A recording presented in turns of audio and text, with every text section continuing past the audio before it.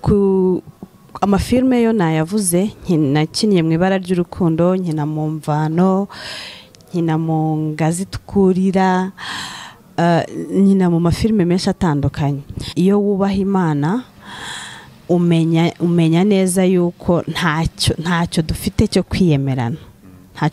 kwiyemerana kuba ubyutse uri muzima ni igitangaza cy'Imana niba nundi yabyutse ari muzima nawe ni igitangaza cy'Imana ntago rero mukwiriye kwiyemeranaho bitewe n'uriwe ntago ufite kwiyemera ku muntu bitewe n'uriwe kuko mwese iyo mwaryamye muba mwageze mu gicucu cy'urupfu mwese rero iyo mubyutse muri bazima ni ikintu cyo kubahira Imana mwese ntihazeho kuvuga ngo wakwemera ku muntu bitewe n'uriwe. Inshuti za JJ La Family TV turasuhuje nitwa Darene Olivier mbere ya byose manje kubashimira mwebwe mudukurikirana umunsi ku wundi mwe mudukurikirana muri hano mu mujyi wa Kigali abadukurikirana bari mu Rwanda ahantu hose mu ntara zigize igihugu ndetse n'abadukurikirana muri hanze y'igihugu abari mu bihugu duturanye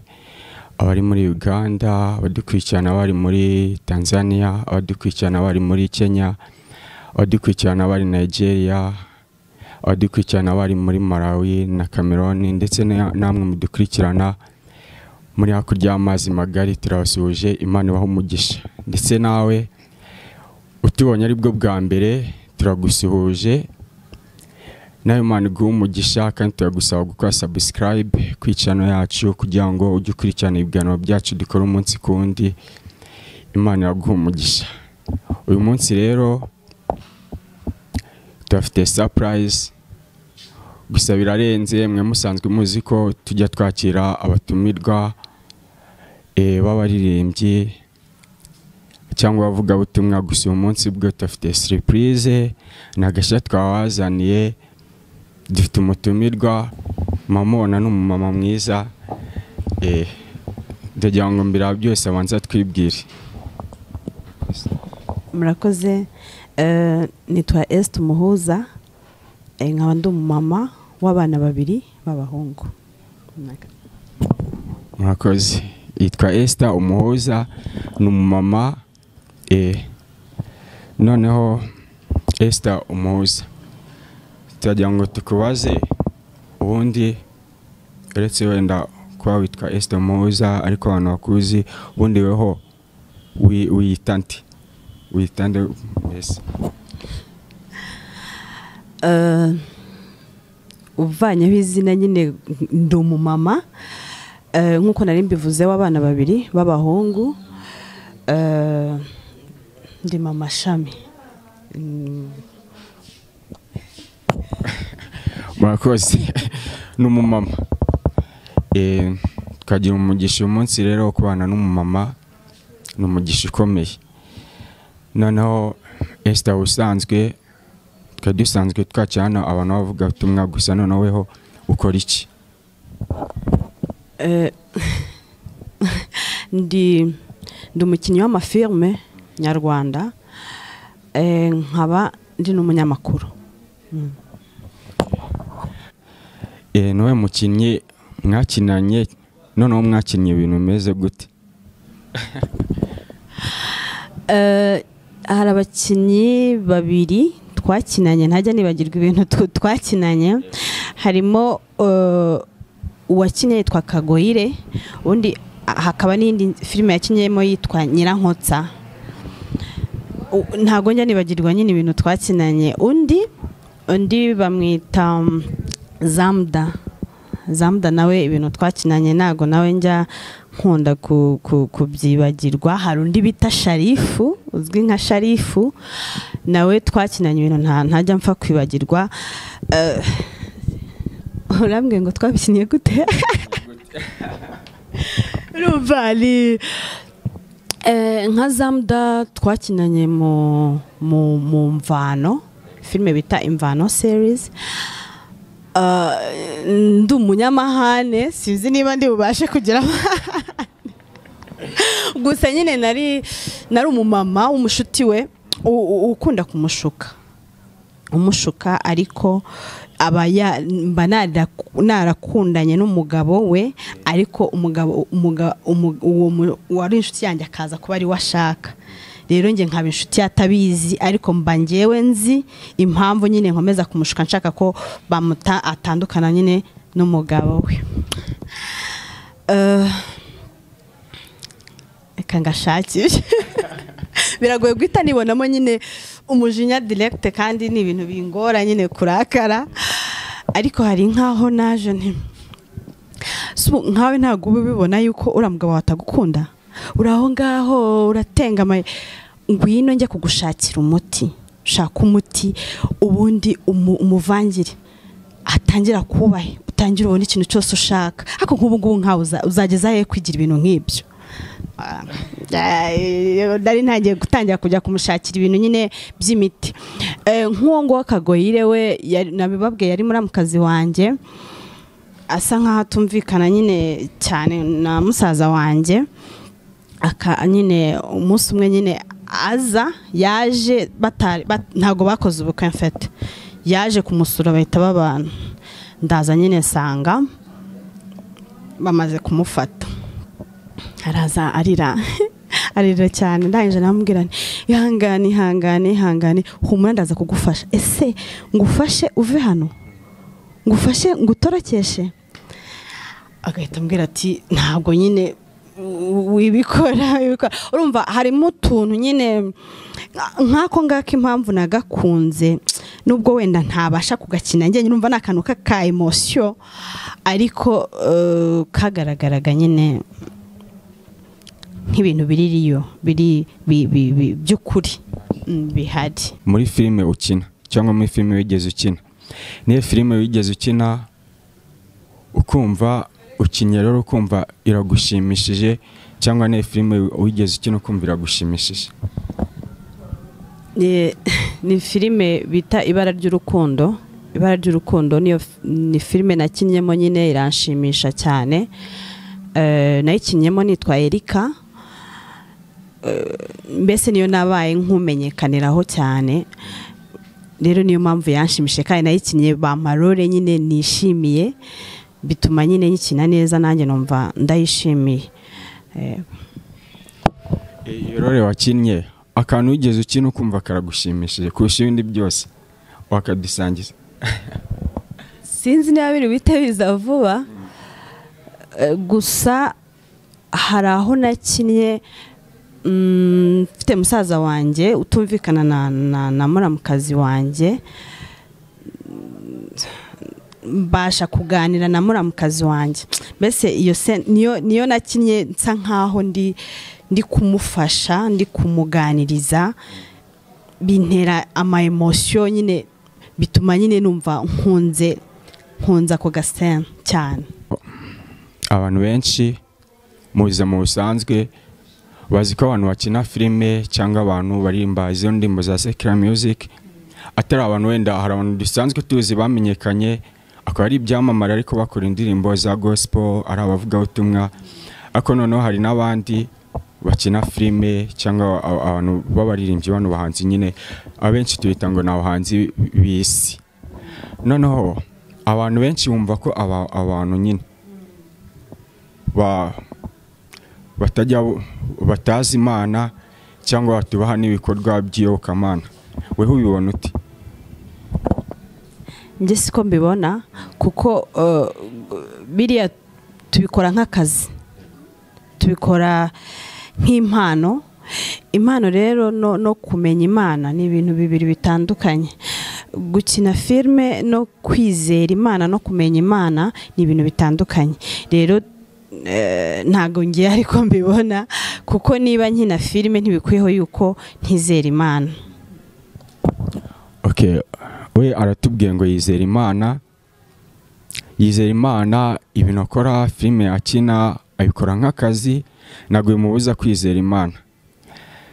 Rero hari abantu byo birahari. Hari umuntu uzi ko umuntu w'umusitari, umuntu umaze kuba icyamamare mu bintu byo gukina filime cyangwa ibintu byo gukora indirimbo gutyo, aba ahakana Imana, aba atizera Imana. gusa we atubwiye ko ikora nk'akazi kandi arakoze. Noneho ikigaragara wizera Imana. Ego. Noneho niki Imana yagukoreye gituma uyizera? Ntago ari cyo yankoreye gusa, ahubwo n'ikihora inkorera mu gihe nyiriho, byonyine no kubyuka ngasanga mpumeka umwuka w'abazima, bugacya nkabona ndahumeka, nizerera mu kwemera kwanjye yuko ari imbaraga z'Imana. Rero nkibyuka ngasanga ndahumeka, nkayishima, nishima mvuga nti urakoze ko nongeye kubyuka ndi muzima. Urumva ni igikorwa gihoraho igihe cyose nkiri guhumeka. Gusa ntago ari cyo cyonyine, hari n'ibindi byinshi umuntu aba yaragiye ahura nabyo wenda umuntu atarondora, ariko ukabona ko ari imbaraga z'Imana, ukabona ko ari Imana ibikoze. Handi ubona ko aho ugeze nta mwana w'umuntu wagira icyo akora, wenda uburwayi ukagera kure, handi usigara uvuga uti Imana, abaganga nta kindi kintu bashobora kuba bakora, hasigaye imbaraga zawe, nyamara ukajya kubona ukabona urakize. Ibyo byose rero nibyo binyereka ko Imana ifite imbaraga. Aratubwiye ngo uretse wenda iby'Imana yamukoreye, hari n'ibindi biba bigaragaza ko Imana ibaho. Imana igukijije uburwayi bukomeye, Imana igukemura ikibazo cyari gikomeye nk'ideni rya banki rikomeye utari uzabasha kwikorera, ukabona Imana irabikoze mu buryo utakekaga, mu buryo nawe wabonaga bidashoboka, ukabona Imana irabikoze. Ni ibintu bigenda bigaragaza ko Imana ibaho. Noneho wumva mu kumenyekana kwawe nko mu bintu ukora, mbese ni iyihe nyungu byaba bifite ku Mana, cyangwa no mumaro byaba bifite ku Mana mu kumenyekana kwawe?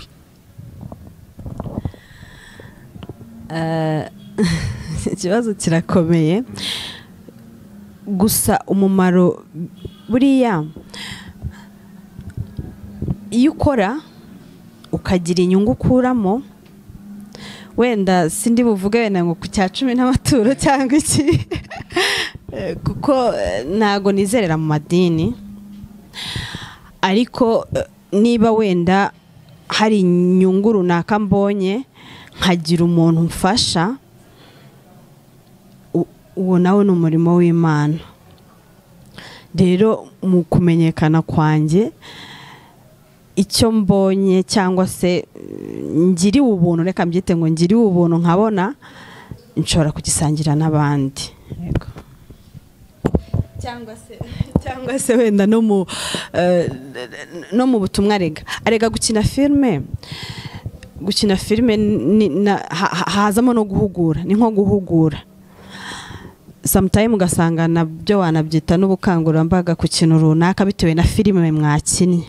Rero nabyo hari ahantu uba uri gufasha Imana, uri gutanga inyigisho mu buryo bumwe cyangwa ubundi, kuko hari igihe umuntu adafashwa n'ibyo yiga mu rusengero, agafashwa n'inyigisho yize muri filime runaka.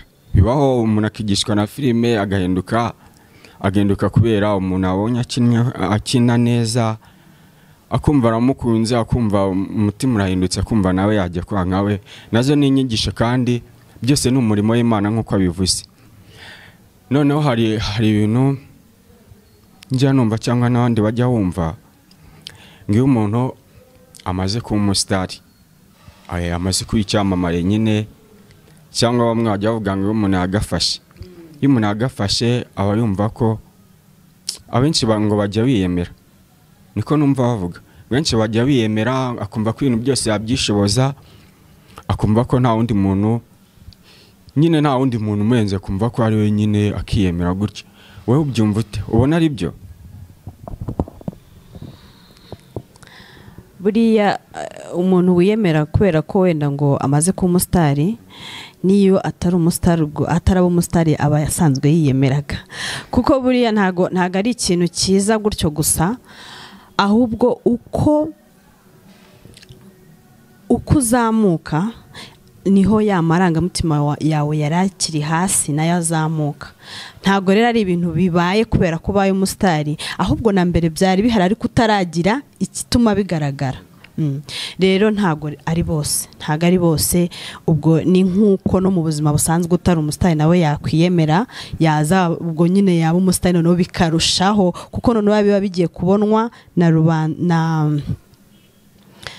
n'abantu muri rusange ariko ubundi aba yarasanzwe abifite ahubwo bitagaragarira abantu bose. Ntago rero ari bose biyemera ahubwo bivana n'ukuntu umuntu mu buzima busanzwe aba yarasanzwe ateye. Nk'uko bivuze barahari, ikigaragara nyine barahari bameze gutyo, kandi umva nyine aba ari umwuka mubi w'ubwibone cyangwa umwuka mubi wo kwiyemera. Weho nk'umuntu wenda nk'umukinnyi w'amafilime wowe n'iki ukora kugira ngo uwo mwuka weho utakugeraho, umwuka w'ubwibone cyangwa umwuka wo kwishyira hejuru gutyo, wowe n'iki ubigenza gute? Nta kidasanzwe nk'uko nari mbikubwiye, bivana n'uko umuntu yakuze cyangwa se yarezwe. Gusa nanone iyo wubaha Imana umenya neza yuko ntacyo dufite cyo kwiyemerana, kuba ubyutse uri muzima ni igitangaza cy'Imana, niba n'undi yabyutse ari muzima nawe ni igitangaza cy'Imana. Ntago rero mukwiriye kwiyemeranaho bitewe n'uwuriwe, ntago ufite kwiyemera ku muntu bitewe n'uwuriwe, kuko mwese iyo mwaryamye muba mwageze mu gicucu cy'urupfu mwese. Rero iyo mubyutse muri bazima ni ikintu cyo kubahira Imana mwese, ntihazeho kuvuga ngo wakwemera ku muntu bitewe n'uwuriwe, kuko hari aho tugera twese tukangana muri rya joro twese twasinziriye, hari twese tubatungana. Iyo rero uzi icyo kintu ukamenya Imana, nta ubuzi neza yuko ntacyo ufite cyo kuba wakwiyemerana. Ku giti cyanjye rero kuba nzi Imana, nzi neza yuko ntacyo mfite cyo kwiyemerana. Kuba nzi Imana ntacyo afite cyo kwiyemerana cyatuma abenshi babyita ngo ni ukwirya ku bantu ntacyo afite cyatuma yirya ku bantu cyangwa yishyira hejuru. Kuba nzi Imana kuko ikigaragara nk'uko bivuze, hari igihe kigera nijoro twese turatungana twasinziye, kubona turamuka tukabyuka turi bazima, tuba tugomba kwishimira Imana kandi tukabona ko twese tungana. Noneho hari abakiri bato batari bakizwa, abantu bakiri bato batari bakizwa, ndetse n'urubyiruko rutari rwakizwa, ndetse banapinga imirimo y'Imana cyangwa bagapinga ibintu bijyanye n'iyobokamana. Barahari, ikigaragara barahari ahantu henshi hatandukanye baba bahari. Niyo nama wabagira? Icya mbere ni ukushaka kumenya Imana, kuko iyo washatse kumenya Imana unabona ibitangaza bibi ikora. Iyo wabonye ibitangaza bituma uyubaha ukanayikunda, kandi buriya nta gihombo kirimo kuba umuntu yamenya Imana, kuba umuntu yakorera Imana. Kuko nigeze kubivuga, ntago amadini ntago sinzi niba navuga ngo ubwo nta dini ngira, gusa nge nizera Imana nk'umuremyi kandi nk'Imana y'inyembaraga, ntago ari ngombwa rero idini. Rero icyo navuga ku rubyiruko, kwizera Imana no kuyubaha no kuyikunda nta gihombo kirimo. Wenda aho kugira ngo ubuzima bwawe niburangira ukazasanga ijuru ririho utarayubashye, wayubaha ukanayikunda bikanakurinda ubuzima bwawe bwose. Kuko akenshi dusanga n'ibyaha bijya gusa n'ubundi, ibyaha muri Bibiliya bijya gusa n'ubundi n'ibyaha byo mu mategeko asanzwe. Ni ukukorohereza, ni ugutuma nyine unagendera ku mategeko neza y'igihugu. Ubwo rero urumva nabashishikariza kumenya cyangwa se kugira ubushake bwo kumenya Imana, bakayikunda bakayubaha, kuko ni ibintu mbese bihindura ubuzima bw'ikiremwa muntu, akava ahangaha akagera ahandi bitewe no kumenya Imana. urakoze cyane. Gukizwa cyangwa ikintu kijyanye ayavuze ikintu kijyanye n'amadini ko nta dini agira. Gukizwa ubundi ntabwo bigombera idini, ubundi ni ikintu amadini akagombye kutwigisha no kubana n'abantu amahoro.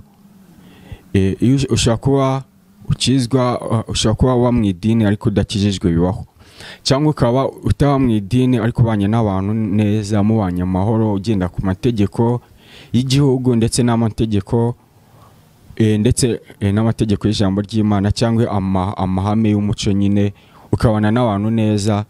Nago bigombera idini, bigomba nyine ugendeye ku mategeko y'Imana, nyabitagusaba kujya mu idini. Kandi akoze atubwiye neza. Noneho ikibazo cya nyuma najyaga ikibazo, hari abantu baba bakubonye ari ubwa mbere, baba bakubonye gutya ari ubwa mbere, n'ubwa mbere bakubonye wavuze ko ukina amafilme, hari abantu bakubonye bwa mbere bakumva bashaka gukurikirana ibikorwa ukora by'itangazamakuru n'ibikorwa bya filme. Watubwira nk'imbuga nkoranyambaga ukoresha abantu bajya bagusangaho? Murakoze. Ku amafilme yo nayavuze, nakinnye mu ibara ry'urukundo, nkina mu mvano, nkina mu ngazi tukurira, nkina mu mafilme menshi atandukanye. Iyo nyine ugenda uyasanga kuri YouTube. Mfite na YouTube channel yego yanjye bita Inono Plus TV, icaho ibiganiro bitandukanye. Nsabana n'abakunzi banyu yuko bazayigeraho bakayireba. Facebook ni Esther Muhuza, Instagram ni Esther Breast. Nibyo. Abantu bakunda ibintu byo guteka waje kuri Inono Plus TV.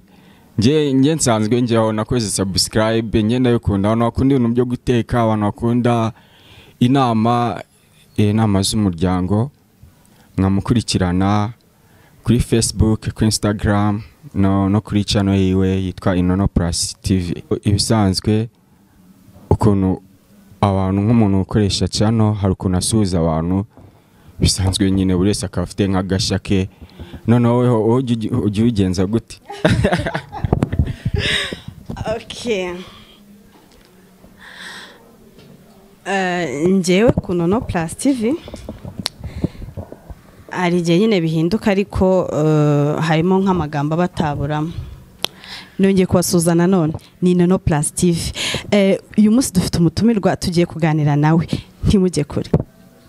Nshaka kubigenza gutyo igihe wenda ari ibintu biri bukomeze, ariko none nshaka kuvuga nshuti bavandimwe, nongeye kubasuhuza abari mu majyaruguru, amajyepfo, iburengerazuba ndetse n'iburasirazuba, ntibagiwe mwe muri hanze y'igihugu cy'u Rwanda. Ndabishimiye, ndabakunda, nkunda urukundo mukomeza kutugaragariza. Inono Plus TV ndabakunda cyane. Wow. Nisa. Ura nanjye ndashaka kanje, ariko ndashaka kanje muzaba munziho. Mbere kuba abantu benshi bari banzi ku kantu, ariko nibwo nari ngitangira, narangiza nk'ikiganiro ndakibutse bitabitsetsa. Nk'iyo narangizaga ikiganiro nahitaga mvuga Inono Plus TV ni mwa. Ndaje nshaka kanje, ndaje mbemeze. Abantu bakunda ibintu byo guteka waje kuri Inono Plus TV.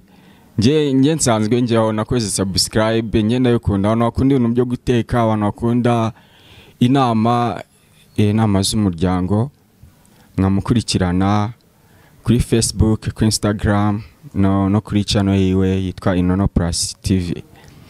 Noneho ndabashimiye kwa mwabanye natwe, kandi turamushimiye. Noneho nagiye cyabwira ikintu bwira nk'abakunzi bawe bari bukona uyu munsi bakona ku TV nasanzwe bakubona, gira ikintu babwira. Ndabashimiye cyane abakunzi ba Jeje JJ Love TV, kandi nsaba namwe mutarakora subscribe gukora subscribe, like na comment. Bacishaho ibiganiro byiza, nanjye ndayikurikira kandi ndayikunda, kandi mbashimira urukundo mudahwema kubagaragariza. Ndabakunda cyane. Ciao ciao. Imana ibahe umugisha, tuzahora ubutaha, kandi Imana ikomeze ibane namwe mu gihe weekend nziza. Murakoze.